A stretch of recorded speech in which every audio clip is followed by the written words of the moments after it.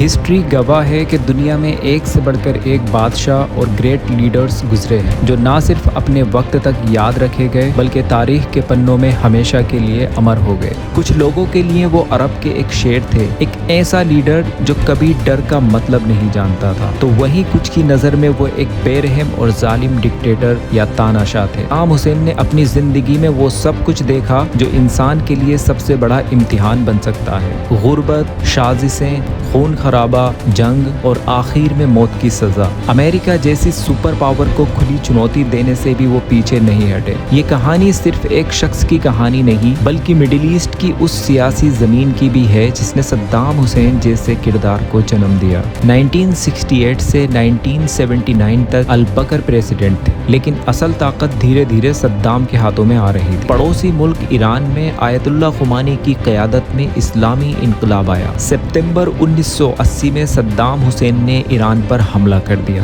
Qadisiyyah Saddam. اسی جنگ کے دوران 1988 میں صدام حسین نے اپنے ہی کرد شہریوں پر حلبجہ شہر میں کیمیکل ویپنز کا استعمال کیا۔ یونائٹڈ نیشنز نے عراق پر سخت پابندیاں لگا دی۔ امریکہ کی لیڈرشپ میں 30 سے زیادہ ملکوں کی فوج نے عراق پر حملہ کر دیا۔ صدام حسین کی پرسنالٹی کا ایک بہت اہم پہلو تھا ان کا فلسطین کے لیے جذبہ اور اسرائیل کے خلاف ان کی فیئرلیس پالیسی۔ انہوں نے صدام حسین پر جھوٹے الزام لگائے: WMDs رکھنے کا، ویپنز آف ماس ڈسٹرکشن، بڑے پیمانے پر تباہی پھیلانے والے ہتھیار، اور القاعدہ سے سمبندھ کا۔ لیکن پھر دسمبر 2003 میں 8 مہینے بعد انہیں ٹرکت کے پاس ایک زمین دوز جگہ انڈر گراؤنڈ ہول، جسے اسپائڈر ہول کہا گیا، سے گرفتار کر لیا گیا۔ ان کی گرفتاری کی تصویریں جس میں وہ بکھرے بال اور داڑھی میں تھے دنیا بھر میں دکھائی گئی۔ السلام علیکم ورحمۃ اللہ وبرکاتہ۔ آج ہم عرب کے ایک ایسے لیڈر کی بات کرنے جا رہے ہیں جسے دنیا الگ الگ نظروں سے دیکھتی ہے۔ ہسٹری گواہ ہے کہ دنیا میں ایک سے بڑھ کر ایک بادشاہ اور گریٹ لیڈرز گزرے ہیں جو نہ صرف اپنے وقت تک یاد رکھے گئے بلکہ تاریخ کے پنوں میں ہمیشہ کے لیے امر ہو گئے۔ کچھ ایسے بھی قومی ہیرو اس دنیا میں آئے جو نہ صرف اپنے لیے بلکہ اپنی قوم کی عزت، اپنی سرزمین کی آن بان کے لیے لڑے اور کبھی بھی دشمن کے سامنے جھکنے کو تیار نہیں ہوئے۔ آج ہم ایک ایسے ہی فیمس اور عرب کے ایک مہان لیڈر کے بارے میں بات کریں گے جس کا نام سنتے ہی ذہن میں ایک عجیب سی کسک اور کئی سوالات ابھرتے ہیں۔ ایک نام جو طاقت، بغاوت، جنگ اور ایک پورے دور کی نشانی بن گیا: صدام حسین۔ کچھ لوگوں کے لیے وہ عرب کے ایک شیر تھے، ایک ایسا لیڈر جو کبھی ڈر کا مطلب نہیں جانتا تھا، تو وہیں کچھ کی نظر میں وہ ایک بے رحم اور ظالم ڈکٹیٹر یا تاناشاہ تھے جس نے اپنے ہی لوگوں پر ظلم کیے۔ لیکن ایک بات طے ہے، ان کا نام نہ تو آسانی سے بھلایا جا سکتا ہے اور نہ ہی ان کی شخصیت کو نظر انداز کیا جا سکتا ہے۔ ایک طرف صدام حسین نے اپنی زندگی میں وہ سب کچھ دیکھا جو انسان کے لیے سب سے بڑا امتحان بن سکتا ہے: غربت، سازشیں، خون خرابہ، جنگ اور آخر میں موت کی سزا۔ لیکن ہر مشکل موقع پر انہوں نے اپنی قوم اور ملک کی عزت کے لیے لڑنے کا جذبہ دکھایا۔ انہوں نے عراق کو ایک نئی طاقتور پہچان دی، ایک ایسی پاور کے طور پر کھڑا کیا جو عرب دنیا کا سرمایہ اور فخر بن گیا۔ امریکہ جیسی سپر پاور کو کھلی چنوتی دینے سے بھی وہ پیچھے نہیں ہٹے۔ وہ اپنے آخری وقت تک اپنے اصولوں، اپنے نظریات پر قائم رہے، ان سے کوئی سمجھوتا نہیں کیا۔ فلسطین کے حق کے لیے انہوں نے ہمیشہ پرزور آواز اٹھائی اور عرب قوم کو ایک جٹ ہو کر اپنے حقوق کے لیے لڑنے کا پیغام دیا۔ وہیں دوسری طرف صدام حسین کے دور حکومت پر کئی گمبھیر سوالات بھی اٹھے۔ ان پر ہیومن رائٹ وائلیشن جیسے سنگین الزامات لگے اور دنیا بھر میں میڈیا نے انہیں ایک خوفناک اور ڈکٹیٹر لیڈر کے طور پر پیش کیا۔ لیکن کیا صرف دشمنوں کی طرف سے کی گئی باتوں سے کسی کے کردار کا صحیح فیصلہ کیا جا سکتا ہے؟ کیا وہ سچ میں اپنی قوم کا اتنا خیال رکھتے تھے یا ان کی نظروں میں صرف اپنی حکومت کا خواب اور اپنی طاقت کا نشہ تھا؟ بے شک ان کی شخصیت سے اختلاف بھی کیا گیا اور ان کے فیصلوں پر سوالات بھی اٹھائے گئے، لیکن ایک بڑی تعداد انہیں آج بھی ایک ہیرو مانتی ہے۔ یہ اسٹوری صرف قصوں کہانیوں پر بیسڈ نہیں ہے، اس کے پیچھے ملٹیپل ہسٹورین، پولیٹیکل اینالسٹ اور ان لوگوں کی ریسرچ بھی شامل ہے جنہوں نے صدام حسین کے دور کو جیا اور ان کی شخصیت کو دیکھا اور عرب دنیا پر ان کے اثرات کی گہری اسٹڈی کی۔ ہمارا مقصد نہ تو کسی کسی کو مثالی ثابت کرنا ہے اور نہ ہی کسی کو بدنام کرنا، بلکہ ایک مکمل تصویر پیش کرنا ہے جس کے بعد آپ خود فیصلہ کر سکیں کہ صدام حسین اصل میں کون تھے۔ کیا صدام حسین ایک قومی ہیرو تھے جو اپنی مٹی اپنی قوم کے لیے جیے اور مرے، یا وہ ایک بے رحم ڈکٹیٹر تھے جس نے اپنی حکومت اور طاقت کو بچانے کے لیے سبھی حدیں پار کر دیں؟ آج کی اس ویڈیو میں ہم صدام حسین کی پوری زندگی، ان کے پاور میں آنے سے لے کر ان کی پھانسی تک، اور مسلمان کمیونٹی پر ان کے اثرات کو ڈیٹیل میں جانیں گے۔ یہ کہانی صرف ایک شخص کی کہانی نہیں بلکہ مڈل ایسٹ کی اس سیاسی زمین کی بھی ہے جس نے صدام حسین جیسے کردار کو جنم دیا۔ تو چلیے تیار ہو جائیے عراق کے اس سفر کے لیے جس میں ہم جاننے کی کوشش کریں گے کہ صدام حسین، جسے آج بھی لوگ یا تو محبت یا نفرت سے کیوں یاد کرتے ہیں لیکن پھر بھی بولتے کبھی نہیں، جو آخری سانس تک لڑتا رہا، ایک سچی کہانی جسے شاید آپ نے اس سے پہلے اس انداز میں نہ سنا ہو، ایک عرب شیر کی داستان شروع سے آخر تک۔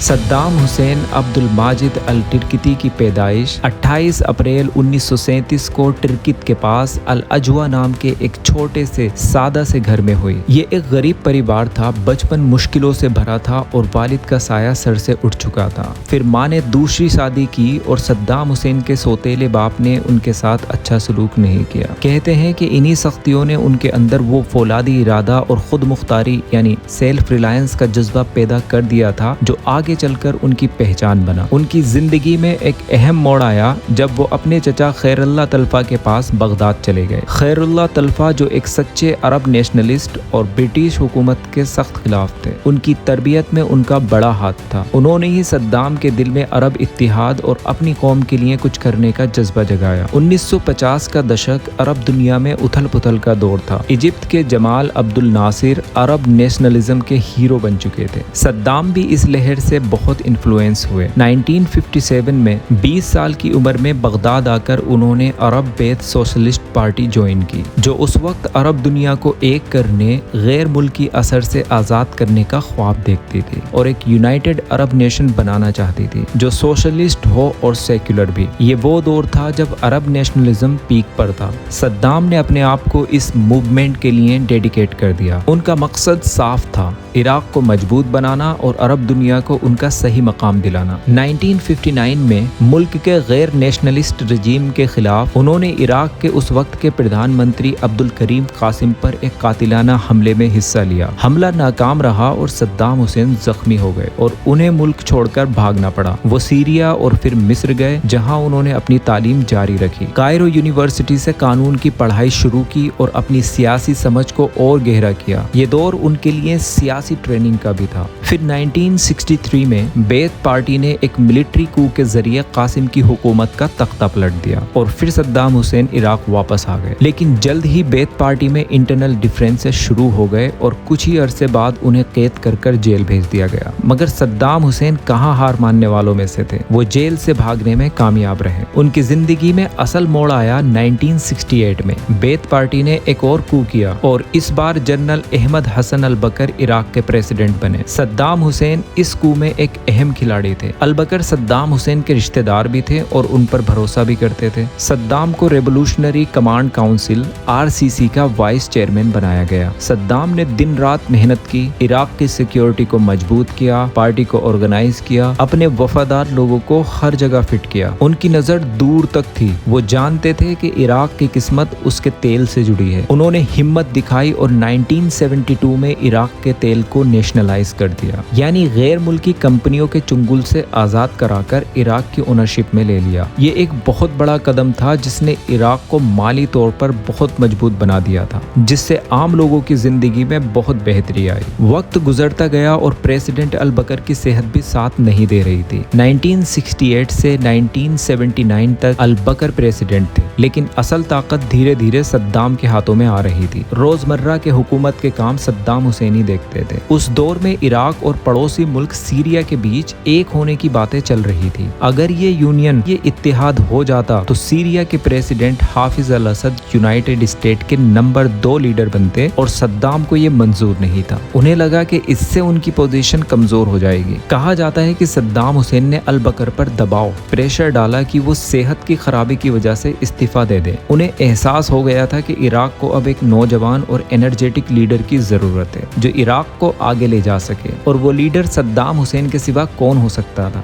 16 जुलाई 1979 को 1979 में अल बकर ने इस्तीफा दे दिया और पूरी बैत पार्टी और इराकी कौम की उम्मीदों के साथ सद्दाम हुसैन ने प्रेसिडेंट का ओहदा संभाला। लेकिन प्रेसिडेंट बनते ही सद्दाम हुसैन ने जो पहला काम किया उसने सबको हिला कर रख दिया। सिर्फ 6 दिन बाद 22 जुलाई 1979 को सद्दाम हुसैन ने बैत पार्टी के सीनियर लीडर्स की एक मीटिंग बुलाई। उस मीटिंग में टेलीविजन कैमरा के सामने सद्दाम हुसैन ने ऐलान किया कि पार्टी के अंदर उनके खिलाफ एक साजिश हो रही है जिसमें सीरिया का हाथ है। मीटिंग में एक पार्टी मेंबर मुहाई अब्दुल हुसैन अल मशादी से जबरदस्ती कन्फेशन करवाया गया। उन्होंने रोते हुए दूसरे साजिशियों के नाम लिए। जिन लोगों के नाम लिए जा रहे थे उन्हें उसी वक्त मीटिंग हॉल से सिक्योरिटी वाले बाहर ले जा रहे थे। तकरीबन 68 लोगों पर इल्जाम लगा। उनमें से 22 को फौरन मौत की सजा दे दी गई। इस पूरी पर्ज सफाई की वीडियो बनाई गई और पार्टी मेंबर्स को दिखाई गई। मकसद था खौफ पैदा करना। एक तरफ लोग इसे सख्ती कहते हैं, लेकिन दूसरी तरफ एक नए मुल्क की बुनियाद को मजबूत करने के लिए और साजिशों को कुचलने के लिए ऐसे कदम जरूरी समझे गए। उनका मकसद एक मजबूत और यूनाइटेड इराक था जो किसी के आगे ना झुके। इस पच के बाद सद्दाम हुसैन इराक के अनडिस्प्यूटेड लीडर बन गए। इस पर लोगों का नजरिया ये था। शुरू में जब सद्दाम हुसैन ने तेल को नेशनलाइज किया, एजुकेशन और हेल्थ पर काम किया, तो कुछ अरब लोग उन्हें पसंद करते थे। लेकिन 1979 के इस पज ने उन लोगों को भी खौफजदा कर दिया जो उनके करीब थे। मुस्लिम दुनिया में कुछ लोग इसे इराक का इंटरनल मामला समझते थे, लेकिन जो लोग ह्यूमन राइट्स की बात करते थे वो इससे परेशान थे। सद्दाम हुसैन का दौरे हुकूमत 2 चीजों से पहचाना जाता है। एक तरफ मुल्क में कुछ हद तक तरक्की, डेवलपमेंट, और दूसरी तरफ बेपनाह जुल्म और जंगे। सद्दाम हुसैन ने इराक के तेल की दौलत से स्कूल्स, हॉस्पिटल्स और सड़कें बनवाई। लिटरेसी रेट भी बढ़ा, लेकिन ये सब एक लोहे के कब्जे के नीचे हो रहा था। हर तरफ उनकी तस्वीरें, उनके नाम पर बिल्डिंग्स, एक जबरदस्त पर्सनालिटी कल्ट बनाया गया। अपने मुखालिफिन, खासकर शियाज और कुर्द्स पर बहुत जुल्म किए।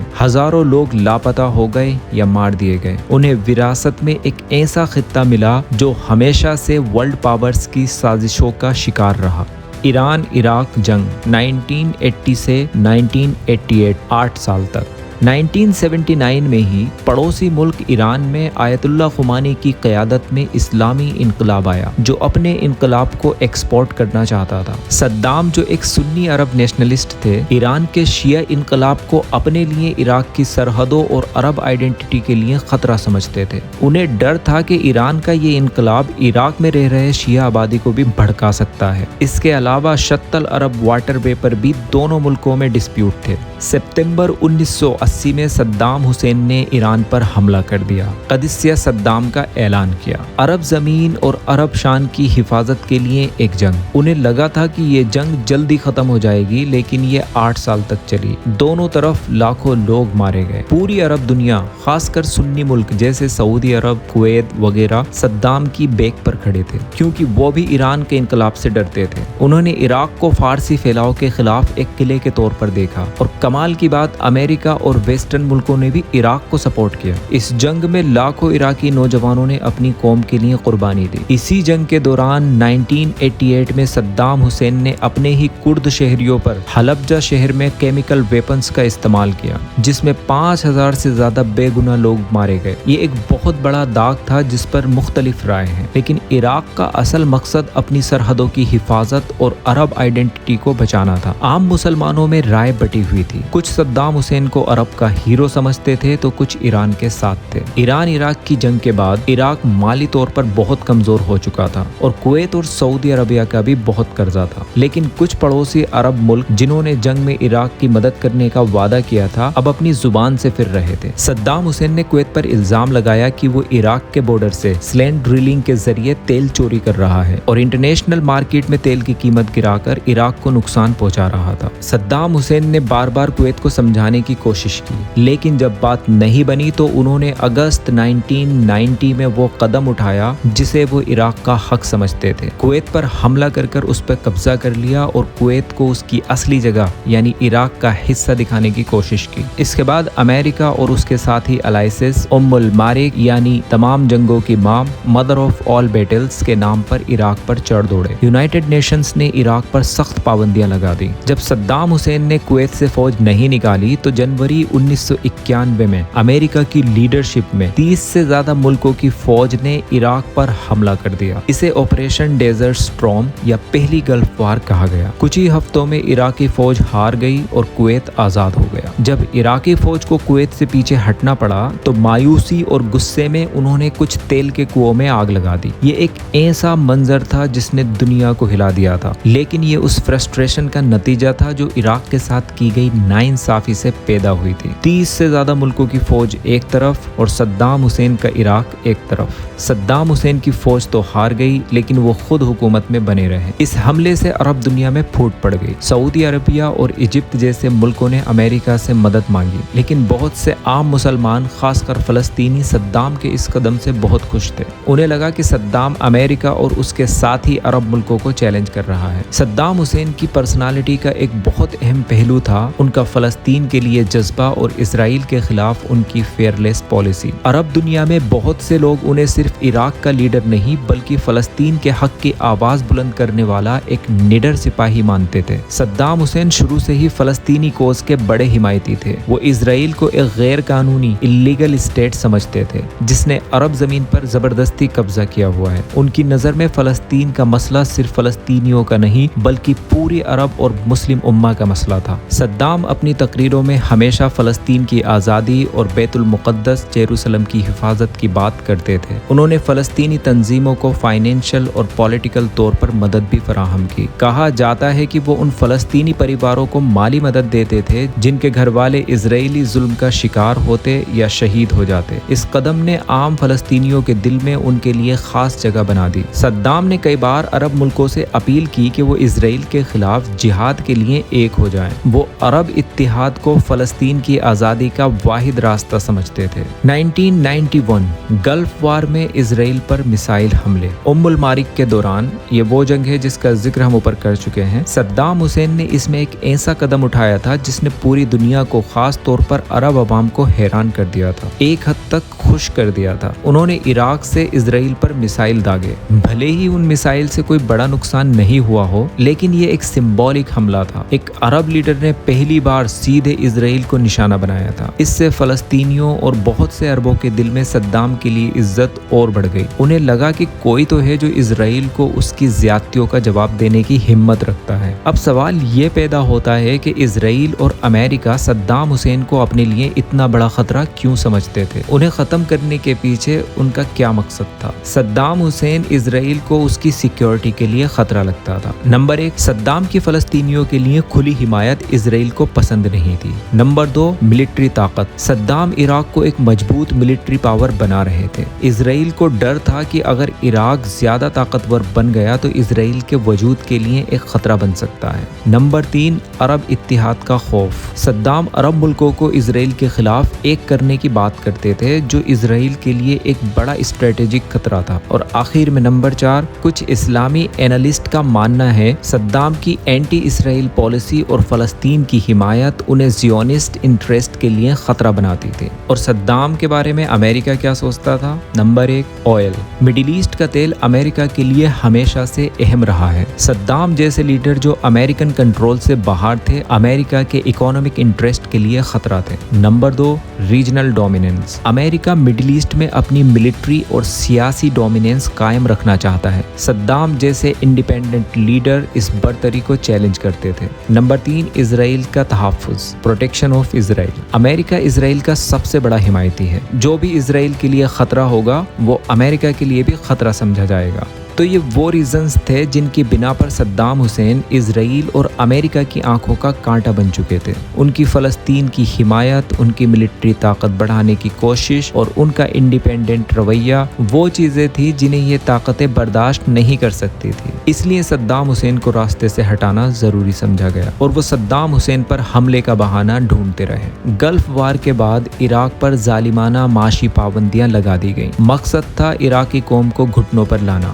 دوائیاں ختم ہونے لگیں، لوگوں کو کھانا کم پڑنے لگا، ضروری چیزیں ملنی مشکل ہو گئیں، لاکھوں بچے بھوک سے بلک رہے تھے، میل نیوٹریشن کا شکار ہوئے۔ لیکن صدام اور عراقی قوم نے ہمت نہیں ہاری۔ یہ ان کی سیلف ریسپیکٹ کا امتحان تھا۔ صدام نے اس مشکل وقت میں اپنی قوم کا ساتھ دینا نہیں چھوڑا۔ انہوں نے آئل فار فوڈ پروگرام کے ذریعے لوگوں تک جو کچھ پہنچا سکتے تھے پہنچایا، لیکن وہ کافی نہیں تھا۔ اس دور میں صدام کا جھکاؤ اسلام کی طرف اور بڑھا۔ انہوں نے ملک بھر میں مسجدیں تعمیر کروائیں اور اپنی تقریروں میں قرآن اور اسلام کے حوالے دینے شروع کرے۔ وہ اپنی قوم کو صبر اور ہمت کی ایڈوائس کرتے رہے۔ ان کا کہنا تھا یہ وقت بھی گزر جائے گا لیکن ہم اپنی آن پر سودا نہیں کریں گے۔ بہت سے مسلمان اس سینکشن کو غیر انصافی سمجھتے تھے۔ انہیں لگتا تھا کہ سزا صدام حسین کو نہیں بلکہ عراقی لوگوں کو مل رہی ہے۔ اس سے امریکہ کے خلاف نفرت اور بڑھی۔ صدام نے اس صورتحال کا فائدہ اٹھایا اور خود کو ایک وکٹم کے طور پر پیش کیا۔ اور پھر آیا 11 ستمبر 2001 9/11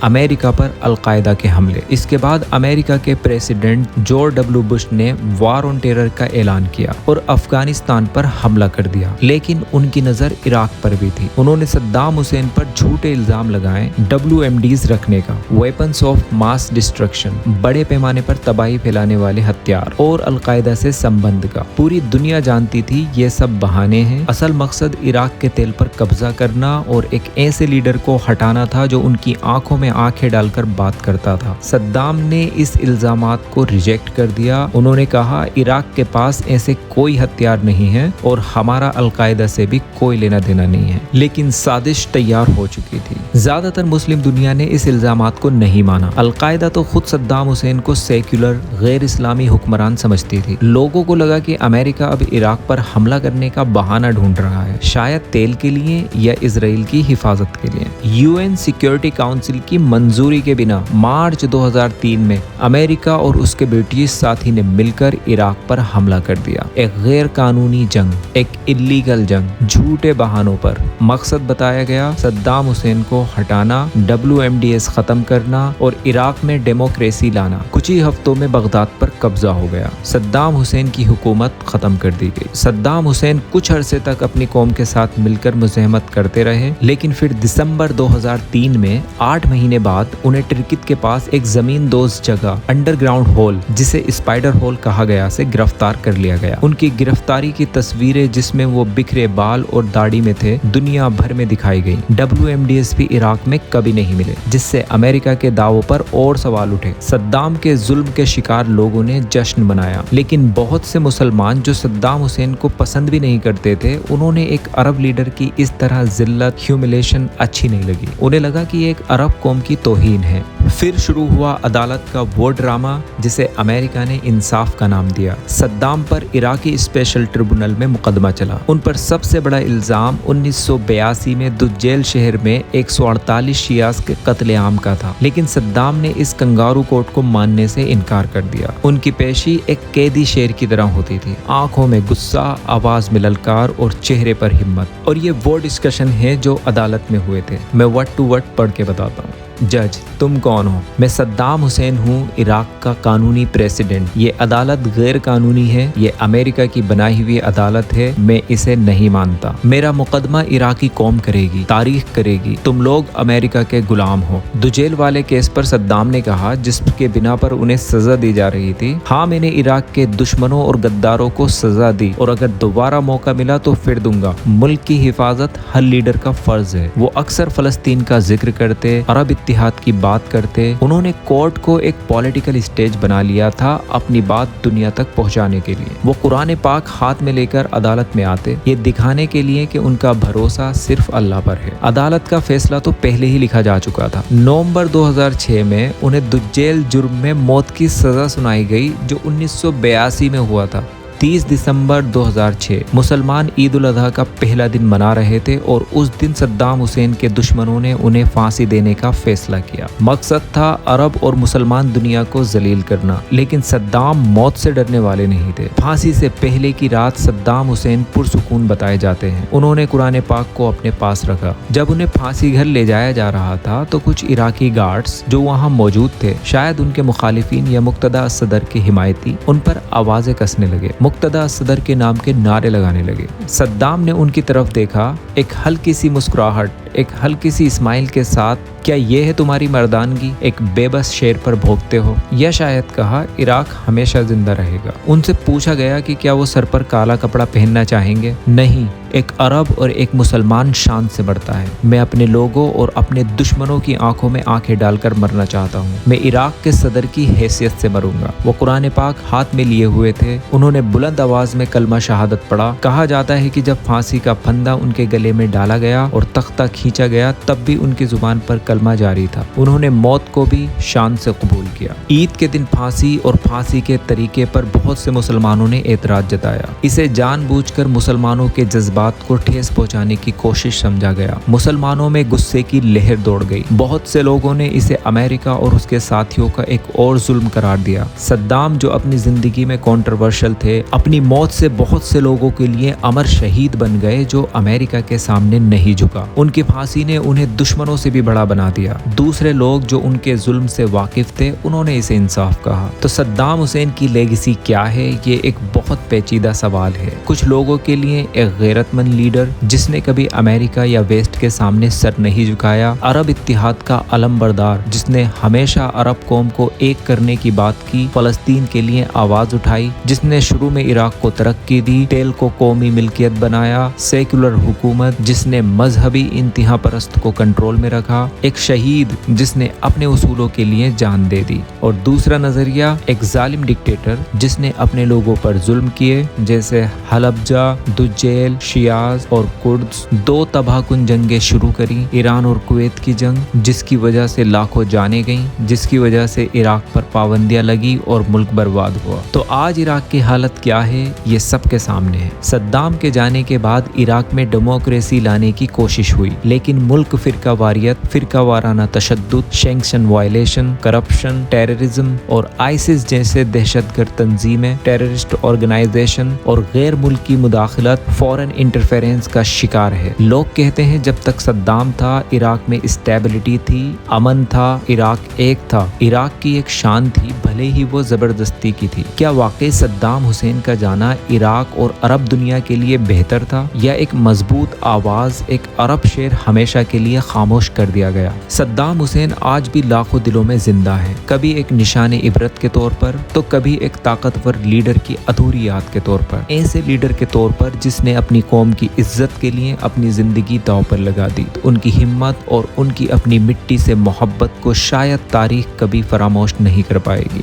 वो दिजला का शेर था और शेर हमेशा शेर रहता है। उनकी जिंदगी और मौत ने इस खित्ते पर ऐसे असरात छोड़े हैं जिनसे हम आज भी सीख सकते हैं। तो दोस्तों, ये थी सद्दाम हुसैन की लाइफ की थोड़ी सी झलक। अगर आपकी इसके बारे में कोई राय है, सद्दाम हुसैन वाकई एक हीरो थे जिसे गलत समझा गया, या एक जालिम डिक्टेटर, तो आप अपने थॉट्स हमें कमेंट में जरूर शेयर करें। अगर आपको ये वीडियो पसंद आई हो तो इसे लाइक करें, शेयर करें और हमारे चैनल को सब्सक्राइब करना ना भूलें, ताकि आपको ऐसी ही इंफॉर्मेटिव वीडियोस मिलती रहें। अगली वीडियो तक के लिए अल्लाह हाफिज।